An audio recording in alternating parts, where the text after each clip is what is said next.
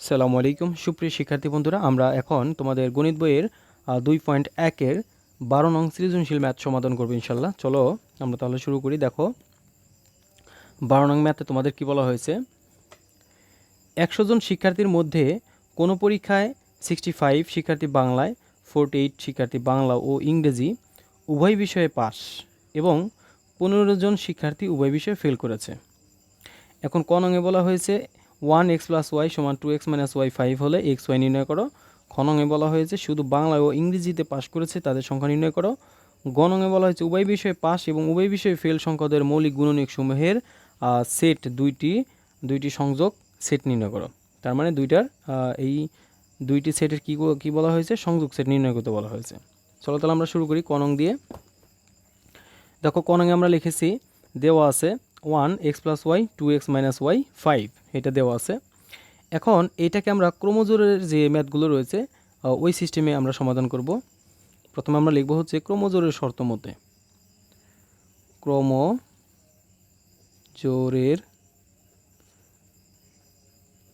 শর্ত মতে, ক্রমজোরের শর্ত মতে।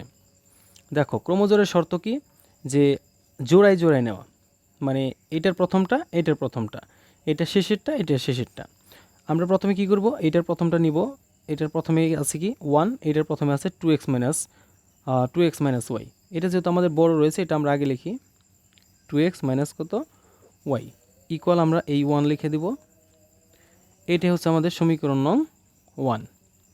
এরপর এই পাশে আছে x + y, আমরা এটা নিতে পারি এবং দিয়ে, এবং x + y সমান এই পাশে আছে হচ্ছে 5, এটা আমরা লিখতে পারি সমীকরণ নং কত 2। এখন আমরা সমীকরণ নং 1 ও 2 যোগ করে পাই, সমীকরণ 1 অ্যান্ড হচ্ছে এই 2 আমরা যোগ করব। তোমরা এইভাবে লিখে দিতে পারো যে সমীকরণ 1 ও 2 নং যোগ করে পাই, আমি শর্টকাটে লিখে দিলাম। দেখো এটা হচ্ছে সমীকরণ 1, এটা আমরা লিখি 2x - y ইকুয়াল হচ্ছে 1, এরপরে হচ্ছে x + y ইকুয়াল হচ্ছে 5। যদি যোগ করি 2x আর 1x যোগ করলে 3x, এটা কাটা গেল প্লাস মাইনাসে। এখন আমরা পাচ্ছি 5 আর 1 যোগ করলে কত 6। এরপর আমরা x সমান লিখব হচ্ছে উপরে এই 6 আর নিচে হচ্ছে 3, আমি কাটলে পরে আমরা পাই কত 2, 3 দুগুণে 6। অতএব x এর মান আমরা পেলাম কত 2। এখন x এর মান 1 নং সমীকরণে বসিয়ে পাই। এখন আমরা লিখব x এর মান 1 নং সমীকরণে বসিয়ে পাই।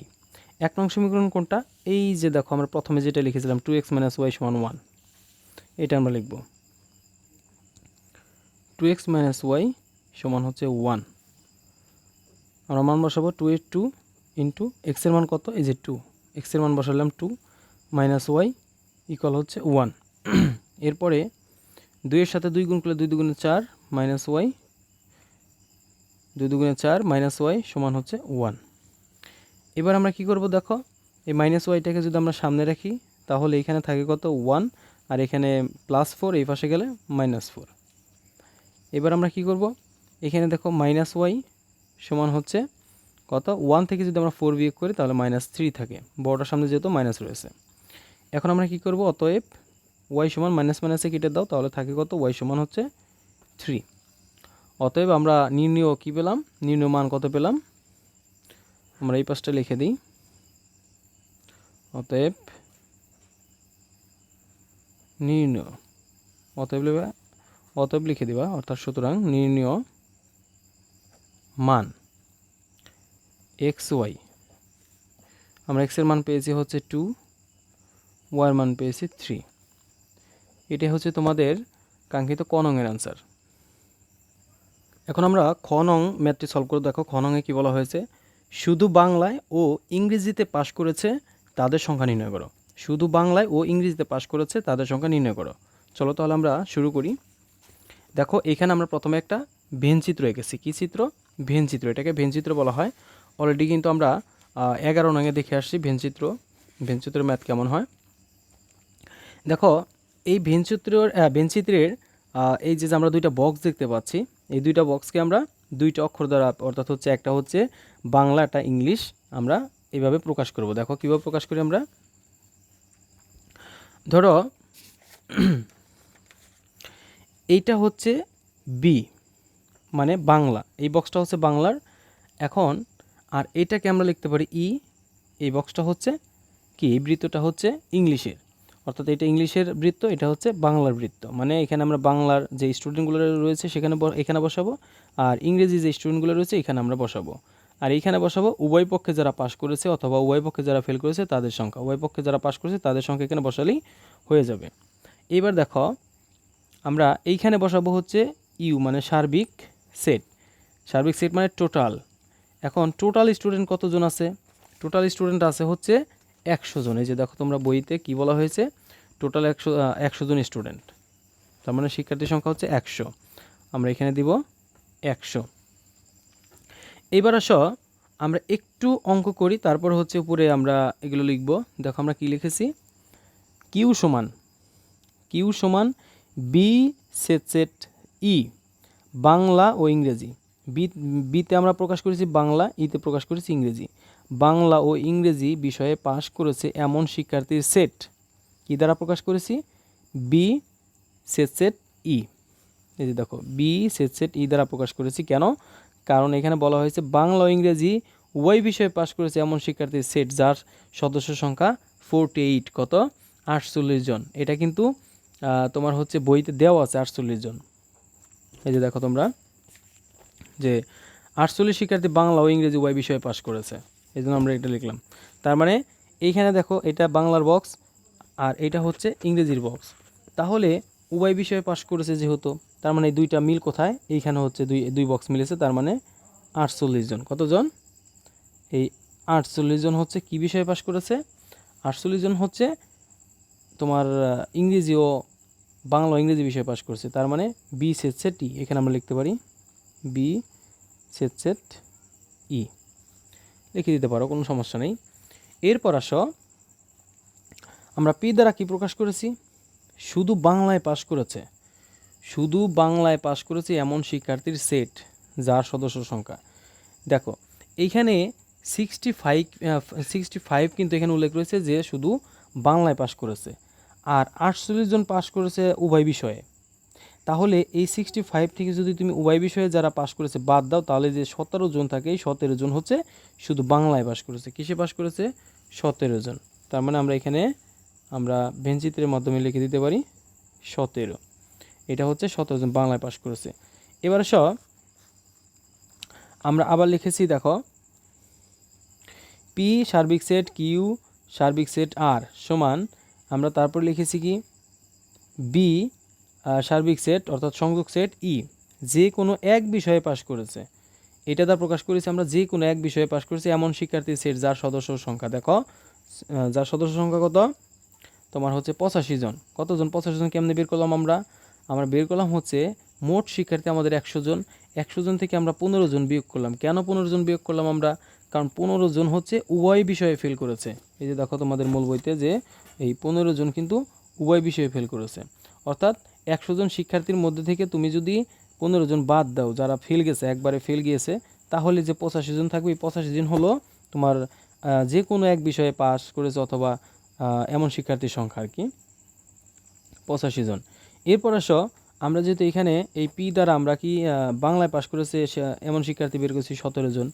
এখন আমরা আর দ্বারা প্রকাশ করব যে শুধু ইংরেজিতে পাশ করেছে। শুধু কিসে? ইংরেজিতে পাশ করেছে কতজন শিক্ষার্থী। দেখো শুধু ইংরেজিতে পাশ করেছে এমন শিক্ষার্থীর সেট যার সদস্য সংখ্যা হবে, এই যে দেখো 85 আমরা যে একটু আগে বের করলাম, এটা কি, এইটা হচ্ছে এক বিষয়ে পাশ করেছে এমন শিক্ষার্থীর সংখ্যা। এখন এইখান থেকে 65 হচ্ছে বাংলায় পাশ করেছে, 65 যদি আমরা বাদ দিই তাহলে থাকে কি যে 20 জন, এই 20 জন হচ্ছে ইংরেজিতে পাশ করেছে। তাহলে আমরা এখানে যেহেতু এই বক্সটা হচ্ছে এই বৃত্তটা ইংরেজির, তাহলে আমরা লিখবো হচ্ছে 20, এটা হচ্ছে ইংরেজিতে পাশ করেছে। এরপর যে আমাদের বলা হয়েছে শুধু বাংলায় পাশ করেছে কতজন এবং ইংরেজিতে পাশ করেছে কতজন, সেটা অলরেডি কিন্তু আমরা এটা বের করে ফেলছি। দেখো যে শুধু বাংলায় পাশ করেছে 17 জন, আমরা কোথায় বের করলাম, এই যে দেখো একদম প্রথমে পি দ্বারা আমরা প্রকাশ করেছিলাম, বাংলায় পাশ করেছে 65 হচ্ছে তোমার কি বাংলায়, আর হচ্ছে 48 জন হচ্ছে কি তোমার 65 জন কি বাংলায়, অ্যান্ড হচ্ছে 48 জন হচ্ছে উভয় বিষয়ে পাশ করছে। তাহলে উভয় বিষয়ে যারা পাশ করেছে বাংলা থেকে সেটা বাদ দিলে শুধু বাংলাটা বেরিয়ে যাবে 17 জন। এরপর আমরা বের করেছি কি যে শুধু এক বিষয়ে পাশ করেছে 85 জন। কীভাবে বের করেছি, 100 জন স্টুডেন্ট থেকে 15 জন ফেল করেছে, বাদ দিলে 85 জন।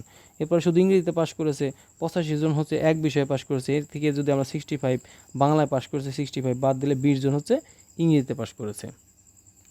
এখন দেখো শুধু বাংলায় পাশ করেছে তাহলে 17 জন, এবং ইংরেজিতে পাশ করেছে কত, ইংরেজিতে পাশ করেছে 20 জন। এখন দেখো আমরা ভেন চিত্রটা একটু ভালো করে বোঝার চেষ্টা করি, তাহলে তোমরা বুঝতে পারবা। এই বি দ্বারা আমরা প্রকাশ করছি কি, বি দ্বারা প্রকাশ করছি বাংলায়, বাংলার স্টুডেন্ট সংখ্যা কত 65। এখন দেখো তাহলে বাংলায় পাশ করেছিল 65, আর এই 17 কিসের, 17 হচ্ছে তোমার কিসে বাংলা বিষয়ে পাশ করেছে, মানে বাংলা বিষয়ে শুধু বাংলা বিষয়ে পাশ করেছে এই 17 জন, শুধু বাংলা বিষয়ে পাশ করেছে এটা। আর এই যে 20 জন শুধু কিসে পাশ করেছে, শুধু ইংরেজিতে পাশ করেছে, এগুলো কি শুধু ইংলিশে পাশ করেছে এই 20 জন। এখন এই যে মাঝখানে দেখতে পাচ্ছ 48, এরা কিসে পাশ করেছে, এরা উভয় বিষয়ে পাশ করেছে, বাংলায়ও পাশ করেছে অ্যান্ড হচ্ছে ইংরেজিতেও পাশ করেছে। এই জন্য এই দুইটা বৃত্তের মাঝখানে এরা বসেছে। কেন মাঝখানে বসেছে, কারণ দুই বিষয়ে তারা পাশ করেছে, আর দুই বৃত্তের মাঝখানে তারা বসেছে। আর এই ইউ দ্বারা সার্বিক সেট বোঝায়, আর 100 মানে কি, 100 মানে হচ্ছে টোটাল স্টুডেন্ট। আর এইখানে তোমরা লিখে দিবা ফেল করেছে কয়জন, ফেল করেছে হচ্ছে 15 জন শিক্ষার্থী। কয়জন শিক্ষার্থী ফেল করেছে, 15 জন শিক্ষার্থী ফেল করেছে।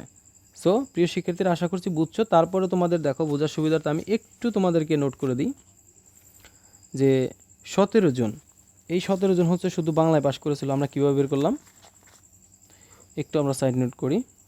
ধরো এই যে বাংলায় পাশ করেছে কত 65, এখান থেকে তুমি বাদ দিবা কত, উভয় বিষয়ে পাশ করেছে 48, তাহলে থাকলো কত, থাকলো হচ্ছে 17 জন। এই 17 জন শুধু বাংলা, অনলি বাংলায় পাশ করেছে। এরপর আসো 85 মাইনাস হচ্ছে 65 সমান সমান 20 জন। এটা কি, 85 শুধু এক বিষয়ে পাশ করেছে আর 65 জন বাংলায় পাশ করেছে, তাহলে বাদ বাকি যে 20 জন থাকে এটা হচ্ছে ইংরেজিতে পাশ করেছে, ইংরেজিতে। ঠিক আছে, এখন আর 48 জন যে উভয় বিষয়ে পাশ করেছে এটা বইতে সরাসরি উল্লেখ করা রয়েছে। তো প্রিয় শিক্ষার্থীরা আশা করছি খনন খুব সহজেই বুঝছো তোমরা।